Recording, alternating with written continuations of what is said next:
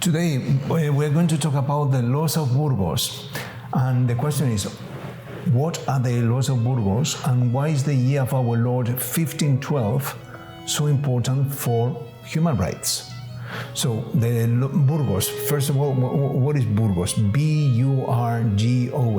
It's a city in Castile, in Spain, in the Kingdom of Spain, in the northern part of Spain. And in the year 1512, there was a conference, a council of representatives of the colonists, the Spanish colonists in Latin America, in this particular island called La Hispaniola, which is nowadays the Dominican Republic and Haiti. But it was called La Hispaniola. So Dominican Republic and Haiti were called Hispaniola.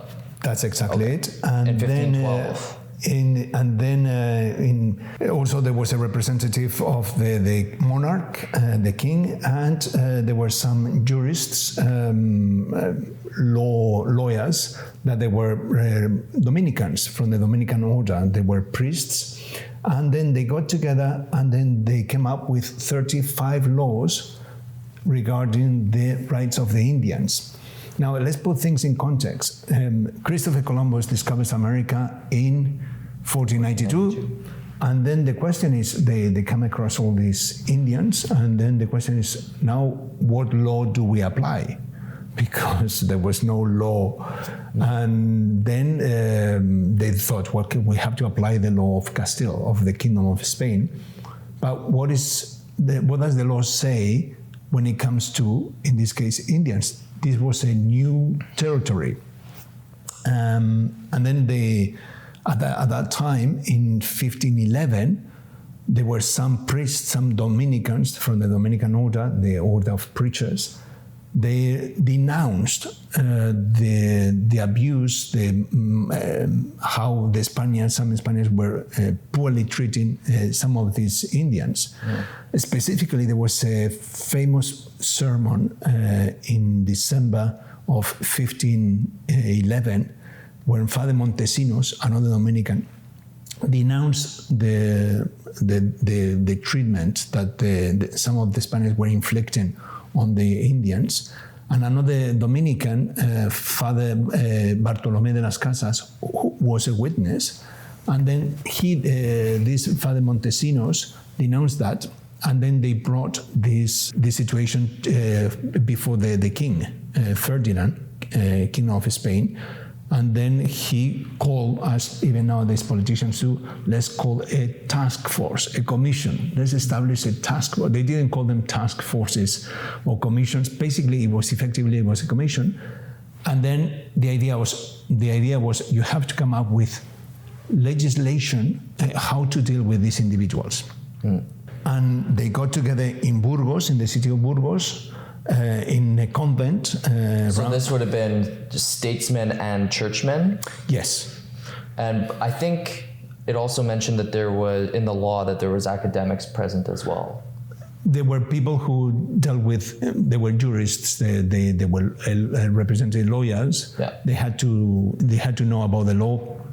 And they were actually the most prestigious theologians and legal counsel at that time. And then they convened in this convent, the St. Paul convent, Convento de San Pablo, in Spanish, run under the auspices of the Dominicans. It was a Dominican convent. That doesn't exist anymore. That convent, it was destroyed in the 19th century because of the state in Spain. And then they met for 20 sessions, and they came up with these 35 laws, how to protect the Indians, how to deal with the Indians, as the Spaniards were already establishing themselves, colonizing Latin America. Now hold on, let's pause there. Use the word colonizing. That word gets a bad rap these days. So how would you maybe explain how maybe there's not so much a negative connotation there? Like, what does colonization kind of mean on the face of it? Like, what does that actually look like in practice? Well, nowadays, the way the society, we use the word colonists, is very much influenced by our society and our criteria, how we approach certain terms, which is exactly the point you are raising. You will notice that if it comes from, for example, when we deal with North America, in the United States, they always talk about the founding fathers. They're never referred to as colonists, or even less the conquistadors. Whereas if usually in the Anglo-Saxon sphere, when they refer to the Spaniards at that period, when they refer to that particular time, they always talk about the Spanish conquistadors. But historically,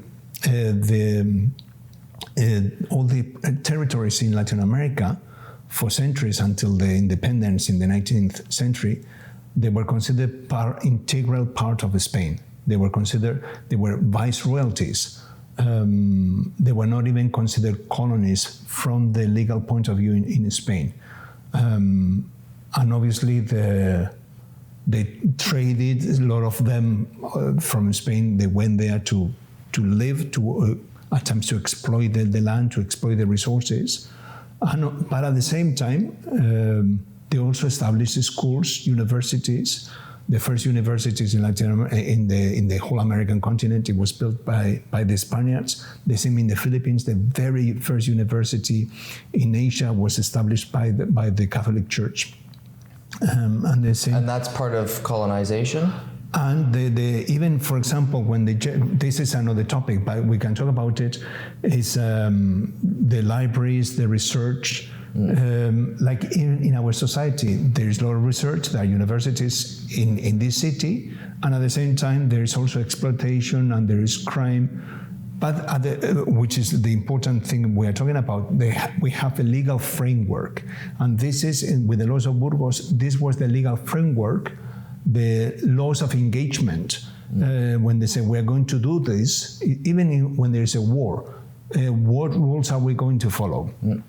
And this is the establishment. Even the title of the Laws of Burgos says a lot about the idea, the philosophy behind it. And the title, the real name of the Laws of Burgos is the Royal, so it comes from the king, the Royal Ordinances, the laws, how to provide order for the good governance and treatment of the Indians. So for the good governance, how to govern, is even in our society, we have a government. How do we govern ourselves? And we have our laws. This is what is called the positive law. Posited by people. We say these are the rules we're going to follow to have a good society. And also how to treat the Indians. This is crucial because until then, this is the first time in the history of mankind when a country, in this case coming from the king as the arbiter, issuing these laws, they established the human rights, as we call them nowadays, specifically the human rights of the Aboriginal people, of the Indians. Mm-hmm. And then thanks to the Catholic Church, thanks to these Dominicans, they established the philosophy behind that. And one of the very first articles, they say, okay, we are meeting these individuals, do they have any rights? And right at the top, these Indians are children of God. It's not because I say so, there's a hierarchy. It's not, I'm going to give you a right. What the royal ordinances, the Laws of Burgos are doing is, we recognize that these individuals are children of God. Because they are children of God, therefore, they are born free. This is critical. This is 1512. So what does it mean to be born free? Like, what do you mean by that? You cannot be exploited. You are not born a slave. You have not only the free will, but also I cannot exploit you because you, by definition, you are born free. And then and then they say because they are born free, they cannot be made as slaves. You cannot just slave this person. Now, if they work, and then they say in the Laws of Burgos, if they work, if you ask them freely, they have to work for you voluntarily on the mines that they've been exploited by the Spaniards. You have to compensate them for that labor. This is 1512. This is crucial. And then this is the establishment, this is the legal framework. So you have to compensate them in a fair way. You cannot force them to work. And then they go into details. For example, they say they can only work for you for 9 months. And then the rest of the time, you have to give them enough time so that they can work on the land. And also you have to give them time to rest. And the work cannot be excessive. So this idea in the 16th century that you have to compensate them, you cannot force them to work, the work cannot be excessive, and you have to provide them also time for rest. This is incredible. This is revolutionary. And but it's not a one-off either, because at that time and throughout the Middle Ages, leading up until the modern era, European civilizations, that's how they operated, right? Like these laws were not just, revolutionary in the sense that they'd been practiced nowhere before. It's like these are norms that had been long established in Europe. And that's why they, for the most part, eradicated slavery throughout the Middle Ages. That's it. Yeah, that's it. And then this comes from this Catholic understanding of the dignity of the human being. Yes, you are a child of God, but then you have an intrinsic dignity that we as Christians, we have to respect because you are a child of God. And ultimately they're saying, okay, we are providing, this is part of the Catholic understanding, we are providing resources, and I'm going to go into some of these resources, these earthly resources, secular resources, as the tools to provide you ultimately for the salvation of your soul. And the way we collaborate, this is the idea, the philosophy behind this. How, if I have resources, I can help you to providing you to live with dignity, ultimately not only for your earthly good, but also ultimately for the good of your soul. So that's the idea behind it, that at times when you read academic papers or discussions or conferences, they miss out what is the reason for that.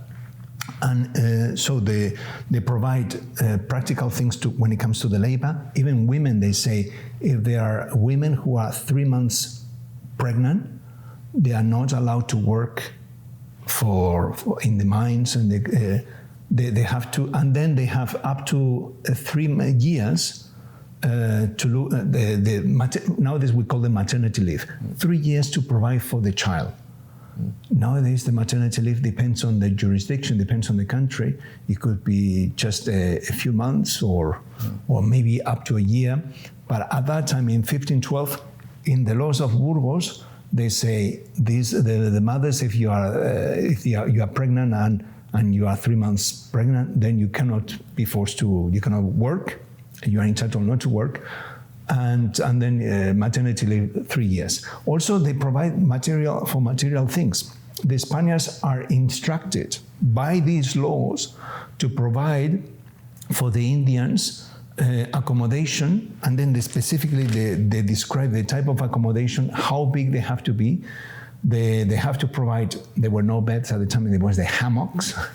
The hammocks, they have to provide even vegetables, and they have to provide even chickens. They go into the details, so many chickens, and on Sundays, they have to provide the meat to celebrate the festivity of the Lord. And just like chickens were not, industrially farmed as we have them today. Like chickens were a considerable meal. And also you have, with chickens, you have eggs.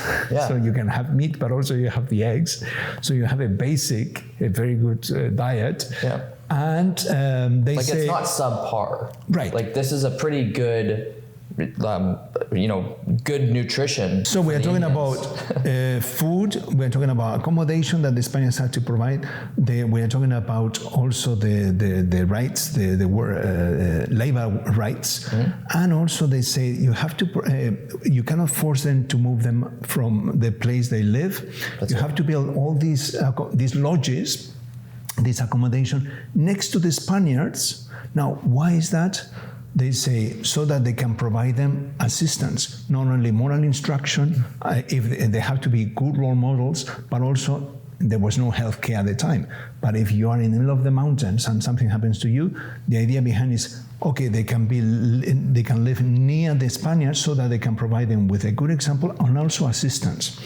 And then they say another right to education. Nowadays we call them right to education. They say these Spaniards, they have to train, they have to teach a young person about the rudiments, the basic instruction of the Catholic faith, but also how to read and write. And this young person can teach in that way other children. So this is a concept that in 1512 they established the right to education, moral instruction, but also how to read and write. Yeah, and from what I understand, reading the law too, there was the Indian chief's son was to be instructed in reading, writing, and moral teaching, Catholic teaching. Yeah. And it was him who was expected to teach the other Indians. And I think that is a very interesting law, because it not only kind of speaks to how these Indian societies operated,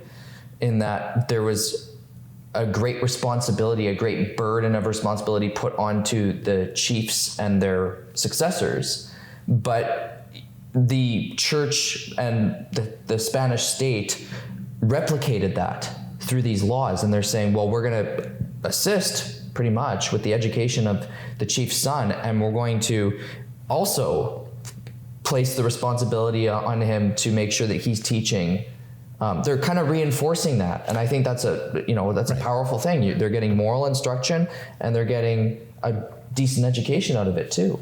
And it's also the idea that it's coming from somebody with prestige, the same as these laws come originally from the king saying, I am issuing this. Yep. And because I'm the king, the same idea of if it's the son of the Indian chief, he's going to have more prestige. And another thing actually that just came to me is, in doing that too, they're offering the Indians a lot more autonomy, and not saying that, oh, we're going to do all of the teaching and we're going to control your life. It's no, like, we're going to teach you so that you can teach each other. Absolutely. I think that's absolutely, that's pretty groundbreaking right there. This idea is behind these laws, and also talking about the Indian chiefs. In the law, one of the laws says they have the right to the dances, to the local dances. The sacred dances. The sacred dances, that they are respecting. The Spaniards are saying we have to respect what is sacred in that community in terms of the dances. And also the chiefs, they say we respect that they have their own staff, household, that we're going to respect. But also one of the laws prohibits child labor, which is remarkable. We're children under 14, right, which was pretty standard at the time. Which is, again, 1512, to imagine, to think that there is a law saying you cannot, we ban, child labor is prohibited. Yeah. And also what is prohibited is polygamy. Yes. And they explain why. They say this is part of for two reasons. The main reason is, well, it's moral, but at the same time, and specifically they say, so that the Indian can look after his wife. So this is a way of protecting women. Yes. To say in this way we are going to ensure that these women are not going to be abandoned, and this Indian man has to provide and look after his family. In this case, to protect the rights of the women. Yeah, because the common theme of a lot of the Indian tribes at that point was the men would either marry many wives and neglect them, or he would marry and abandon his wife. Right. And so the Catholic Church and the Catholic understanding of marriage is sacramental. Like it's a sacrament. So it is one of the highest vocations that one can pursue in their life, and and alongside the Catholic moral education, they're placing that emphasis on the importance and the sacredness of marriage. Something that is not in the laws of Burgos, but you just mentioned that most people don't understand that the sacredness of marriage, because it's a sacrament. In the Catholic Church establishes the freedom to marry. So you don't see that in many societies. When you come to marry in the Catholic Church, the priest will say, are you marrying freely this woman? Right. And to the woman, you woman, are you marrying this man freely? Because in so many societies, especially historically, the women did not have the freedom. And right. In some societies, even to this day, they do not have the freedom. It's established, they are forced by the parents, by the father or the mother, to say, no, you are going to marry that person. Whereas in the Catholic Church, and this is an example of respecting, not only respecting, protecting women by saying, are you sure you want to marry? But not only are you sure, are you free to marry this individual? And you come here freely. Okay, so we talked about, actually for the Indians, I'm reading from my notes from a lecture I was asked to give about this years ago. Oh, yeah. For the Indians involved in the mining of gold, one of the law provided for a compulsory rest period of 40 days after 5 months of voluntary labor. So this is in the Laws of Burgos. Now, the reason why I mention this is because the temptation is to compare where we are today. How many compulsory days by law, depending on the jurisdiction, you might have, even to this day, 30 days, in some jobs 2 weeks of rest paid. And in this case, in the Laws of Burgos, they say you have to have a period of 40 days after 5 months of voluntary labor. So if you had to work for, let's say, 10 months, it would mean 80 days of rest. Actually, in Manitoba, in Canada, in the meanwhile, according to the Employment Standards Code, they say there's 2 weeks after each of the first 4 years of employment. So we passed from 40 days in the year 1512 to 14 days after 4 years in Manitoba. So I think they were doing better in the 16th century thanks to the Catholic Church. Yeah, I mean, that's interesting. So a lot of, I guess the two things that we can kind of hone in on here is on the first point, you see that a lot of the standards and practices are implemented from Laws of Burgos and beyond that, which greatly influence our laws today. So our laws today were not just imagined, after the French Revolution. A lot of these ideas go back to the real roots of European history, because even the Laws of Burgos, they come from a long-standing tradition of Roman law and to some extent English common law. Maybe not in this application, but broadly speaking. But even English common law is based on that Catholic understanding of the dignity of the individual in relation to society for the common good, but also for providing basic rights.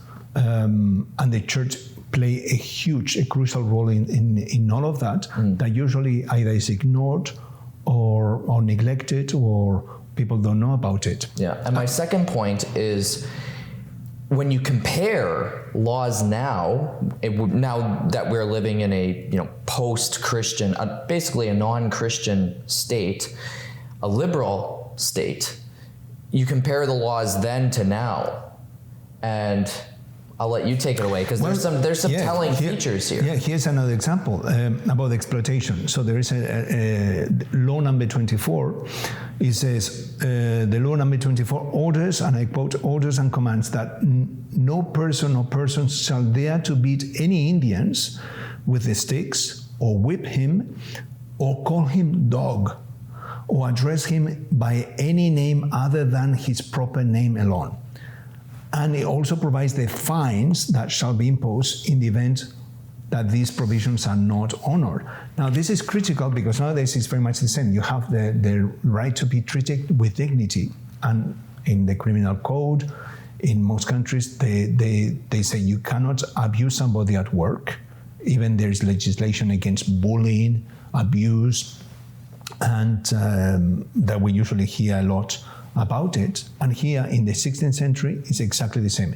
You cannot insult somebody, you cannot use You cannot bully that person. You cannot use physical abuse.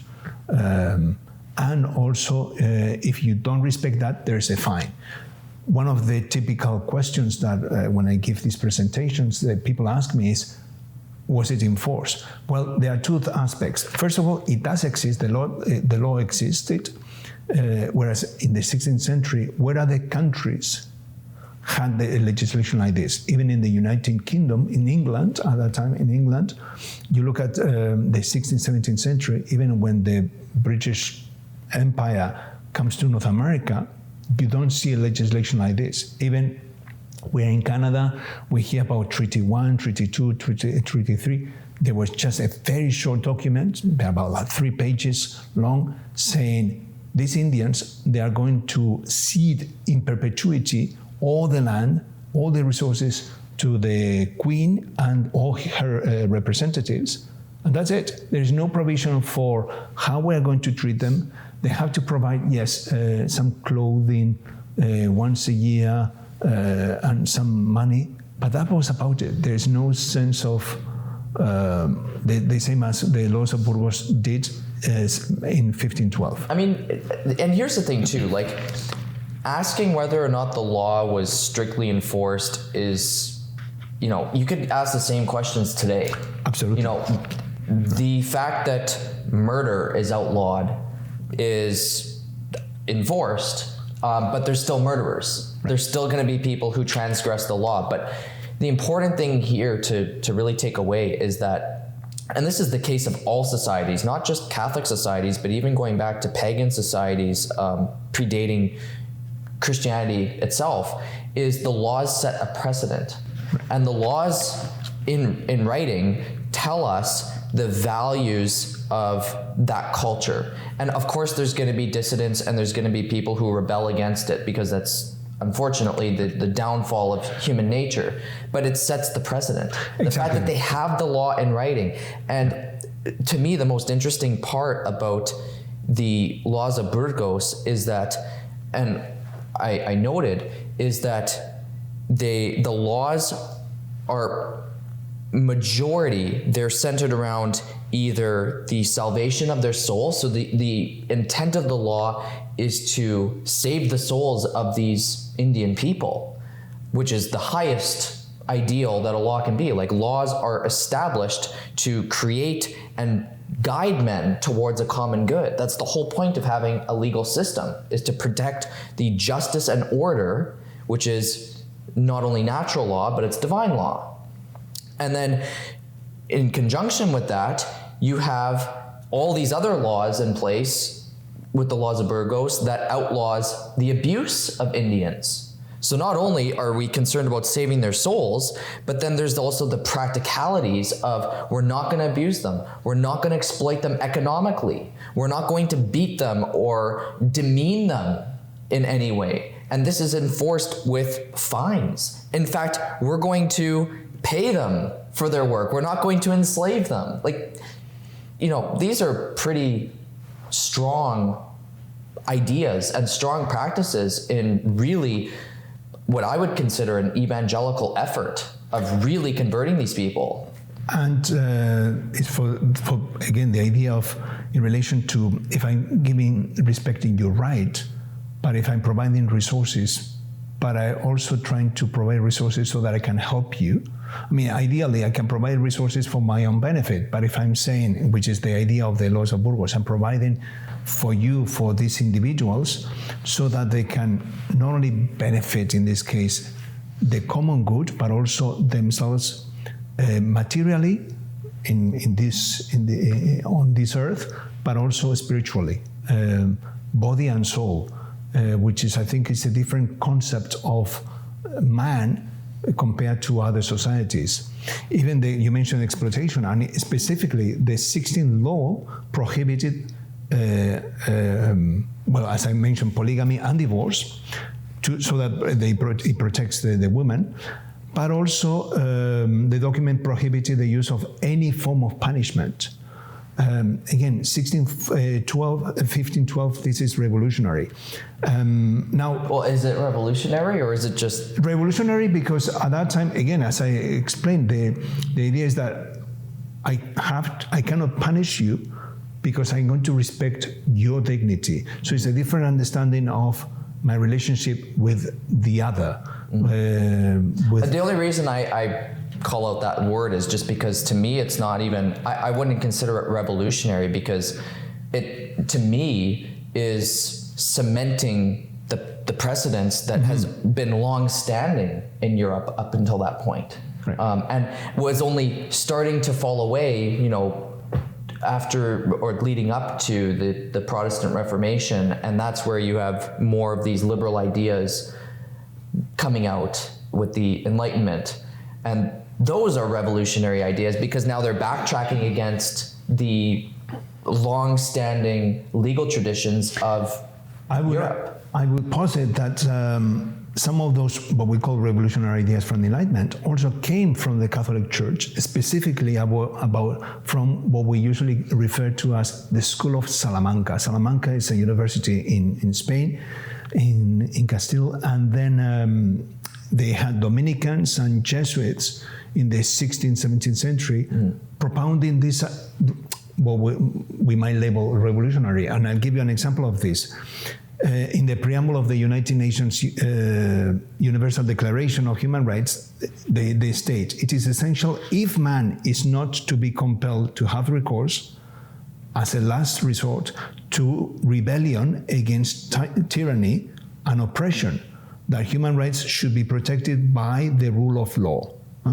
And this is a principle that was advocated by some Jesuits in the 16th and 17th century in the influential School of Salamanca. So when my point is, when United Nations refers to you have the rights, the recourse of rebel against tyranny and oppression, it didn't happen in the 40s when the United Nations came up with this idea.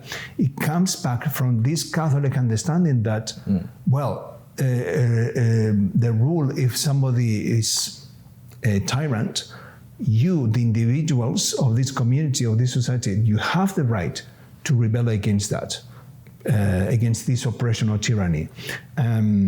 So the Laws of Burgos, as I said, they forbid any punishment, which, as I said, is definitely revolutionary. And if anybody wants to know more about it, I will invite them to just go online and look into this, and also to compare. I would encourage people to compare, to read these 35 laws. I have a copy of this. I wrote to the... You can put the Wikipedia in the description. Wikipedia is a good resource. I wrote I guess, we could, just to add on to that, compare those laws to what we have, to the laws, your local laws today with regards to just work conditions in general. One of the things we were discussing was how the laws of Burgos actually give people a lot more materially than the laws we have now. And we were discussing that, a minimum wage job, you can't even afford food and accommodation, never mind disposable income these days. And these are, enshrined in law, these minimum wage laws we have that really don't work. But that's why in most Western countries, they do have this Catholic foundation, whether it's acknowledged or not. The state, even to this day, they provide a free education. It originated as a state in the 19th century. Healthcare in some countries, especially in Europe, more than in other countries. But this idea of providing for the individual, so education, healthcare, also for housing. Even in Spain, for example, in Castile, the state provides grants, monthly grants, quite substantial, to help the families to have a dignified accommodation. again, since I talked about the Catholic Church, you look at some of the Catholic encyclicals, and they talk about the dignity of labor, accommodation, that the state has, and the employers, they have the duty, moral duty, to provide the individuals with a fair salary. They don't go into the details, but they say a fair salary so that the individual working for the family can provide for his family and give them the dignity that they deserve. So nothing new, and that's the whole point of this conversation, of establishing that when we talk about these laws that we have now and these rights, they didn't come in a vacuum and all of a sudden they appeared. There is a long established history of more than 500 years. And the Laws of Burgos, even when the Dominicans established this, they were working on that foundation, that Catholic understanding of the dignity of man. Questions? Yeah. Well, we'll move to a couple of questions. Yes. So a couple of questions that I raised when I was reading these laws is the first one. So I think with these laws, it's clear that there is some integration between the Spaniards and the Indians, culturally and so on. And so my question is, do you think that the Spaniards and Indians relationship was more of a multicultural society, or was it more of a segregated society where they kind of had their own established and separated distinctions? Because and segregation, not in a negative connotation, meaning that, you know, like there was animosity between them, but just that, you know, the Indians were left in there with their means to cultivate their own culture, and the Spaniards had their own areas to cultivate theirs. From the very beginning, this is very unique to the Spanish culture. Is from the very beginning, the marriages took place, and by law they were recognized, and there was no segregation. There is no law at that time saying the Spaniards are forbidden to marry the indigenous, and quite the opposite. From the very beginning, it was accepted, and there was that marriage of cultures, and literally the marriages between Indians and the Spaniards took place from the very beginning. Right. And it's documented. I mean, there's no laws forbidding it. And there were no laws. Like it's a wholly voluntary affair. And not only that, when you look at the access to the churches, access to the services, to the universities, to the convents, to the monasteries, to the priesthood, just because there was no law saying, because you were an Indian, you are forbidden. So that's very, very unique. I would say that it comes from this Catholic understanding, and also the Spanish understanding of the relationships with the Aboriginals, and which is very unique, because when you go to the Anglo-Saxon world, there were, especially in the United States, until we know from documents that segregation was established in law. Where you don't see that here. Right. You don't see any laws. And I mean, that doesn't mean that, because to me, that doesn't mean that segregation didn't occur, because it may have occurred naturally. You know, there might have been those, you know, Spaniards who wanted to keep with their own race. Nothing wrong with that. When at the same time, there may have been other Spaniards who were more willing to. Yeah, by law, again, even as I said, access to the convents, universities, resources. When there were no neighborhoods saying, this area is only for these individuals. Right. So by law, it was, which is an important thing to take into account when you look at it historically. Yeah. Now, my next question: did the laws passed by the Spanish crown worsen the relations between colonizers, the Indians, the Spanish state, or the church? Or would you say that there's reason to believe that it improved relations as a consequence of those laws? The very beginning, 1511, when Father Montesinos denounces that, it created bad blood. The colonists were not happy with that, obviously. So historically... So the colonists were not happy with these laws, or the precedent of these laws. Right, because then this priest was denouncing, so this is how you're treating. Actually... and that might have been because they were profiteering. Right. It could have been economically exploiting the Indians for labor. This is typical of also the Spaniards. They record when it comes to the law. Okay, we have to call the police. Let's record it. And even because Montesinos denounced that, and Father Bartolomé de las Casas, who was an eyewitness to the event, very important when it comes to human rights. And also there's another Dominican that I have to mention, is Father Vitoria. He's considered the father of the international law, the human rights and the international law. Father Vitoria, another Dominican. So we know according to Father Bartolomé de las Casas, Father Montesinos asked those in attendance, and I quote, well, obviously it was in Spanish, but tell me, by what right of justice do you hold these Indians in such a cruel and horrible servitude? On what authority, the idea of authority, on what authority is that you are not obeying the authority of God? On what authority have you waged such detestable wars against these people who dealt quietly and peacefully on their own lands? Wars in which you have destroyed such an infinite number of them by homicides and slaughters never heard of before.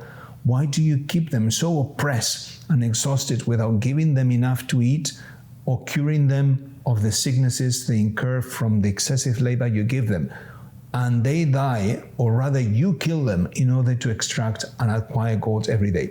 As you can imagine, in this sermon didn't go very well. It didn't go down very well with the Spaniards. Strong words. Right, so the sermon outraged the colonists, including Admiral Diego Columbus, the son of Christopher Columbus, and other representatives of the king. And then that's why actually he was sent packing back to Spain. Wow. So but those relationships have always been like that. But even to this day, you open the newspaper and there are some Canadian companies exploiting the mines in third world countries and in Latin America, and other companies exploiting mines in Africa, and they are now being taken to the law, to tribunals, because of the exploitation, at times killing, illegal killings, and exploitation, and also crimes against the communities, human rights, and also the environment, because they're destroying the environment and then they are polluting and poisoning the communities. It has happened in Canada, but these are, in this particular instance, some of the Canadian companies doing it in other countries. So 500 years later, this is my point, nothing has changed. We're still in the same situation. Yeah. My last question is, were the laws, would you say that the laws were effective in so far as they protected the Indians from the abuses that were stipulated in the laws? Were they effective in practice of them actually receiving the accommodations that were set out under penalty of fine if they weren't? Right. I don't know how effective they were in being implemented. What I do know is it was so important from the Spanish perspective, from even the perspective of the king, that more than 40 copies had to be issued. They were issued saying, this is an important document. We want everybody we're talking about the Hispaniola, which was very specific. It wasn't the whole Latin America at that time, 1512, we're talking about a specific area. And they're already saying, you have to make 40 copies so that everybody there knows about it.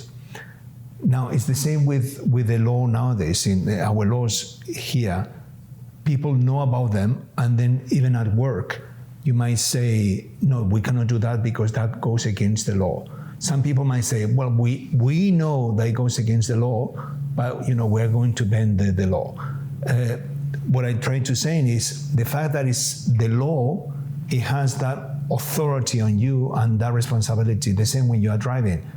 even if nobody's around, you might want to do away with the law, but you say, no, I know that I have to follow the law.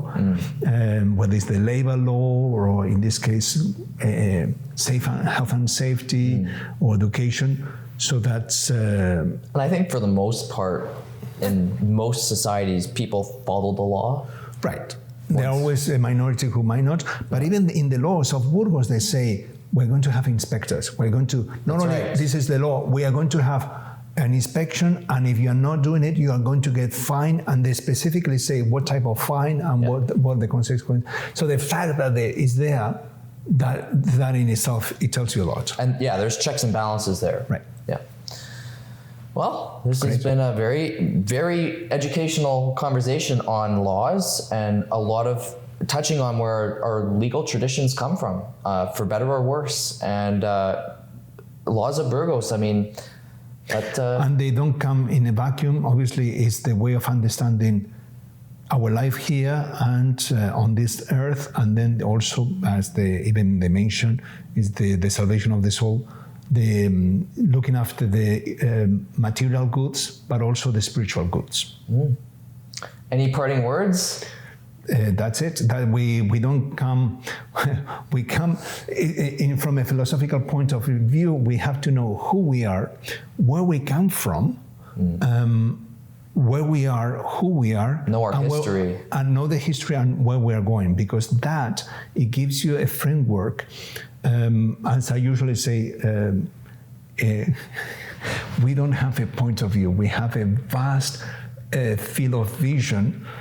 From a vantage point, we have just today, we were talking about 500 years of history of understanding who we are, and specifically about rights, the right to dignity, the right to private property. It's something that they also in the Laws of Burgos is important. In the Laws of Burgos, they say, you, the Spaniards, you have to provide to the Indians this accommodation, the hammock, the animal, the vegetables, and you have to tell the Indians that that's theirs, this is for them, and the idea of the private property. Even to this day, at times it's an important topic, and this idea of private property is something that the Catholic Church and popes have talked about. This idea of private property is not only just a positive law that has been posited by individuals, but also is based on natural law and ultimately the divine law. You have the right to private property, despite of what some people might say. So maybe an episode on private property is coming up at a later point. Very good. Thank you so much for this conversation, and I hope those who are listening to us, they find it interesting, and especially when it comes to the different laws, either your local laws, regional or national laws, and even the United Nations, the Charter of Human Rights, are very much based on what the Laws of Burgos were saying. Yeah, lots more to be said. All right, well, thank you. Thank you.